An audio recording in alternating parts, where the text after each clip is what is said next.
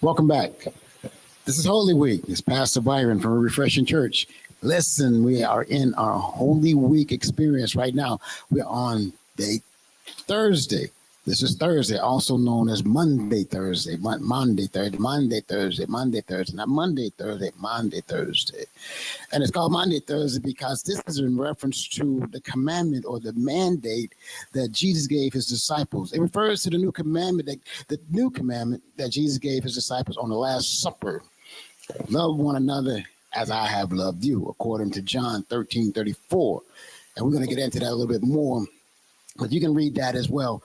But the scripture that we're going to be paying attention to this day, this Thursday, because yesterday was Wednesday. We're going to do Thursday today.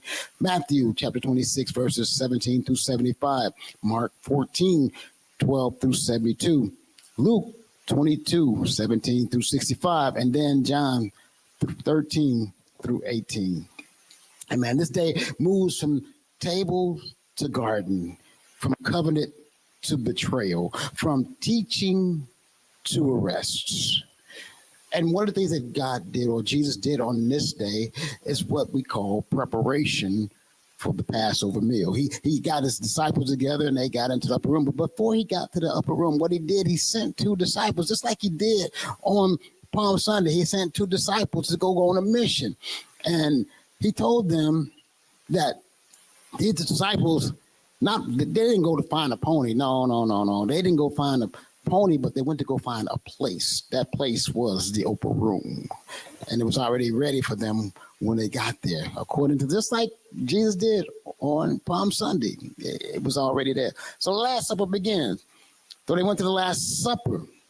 And after the Last Supper, Jesus washes the feet of the disciples. This is all happening on Thursday. There was a lot going on Thursday. Jesus didn't do a lot of teaching, but he taught his disciples, but not as much as he taught them on Tuesday. So again, a lot was going on. Then we have the institution of the Last Supper. And you can get that from Matthew 26, 26 through 29, Mark 14, 22 through 25, Luke 22, 19 through 20, 1 Corinthians 11, 23 to 26. And Jesus also did some teaching here. He also did upper room discourse. Amen. So there was a lot of things going on Thursday. And not only that, but he also gave them the high priestly prayer. And the high priestly prayer was that they would be in unity. He prayed for unity. He prayed for sanctification. He prayed for their protection. And he also prayed for glory, that he wanted them to be just like he and God. He wanted everybody to be on the same page.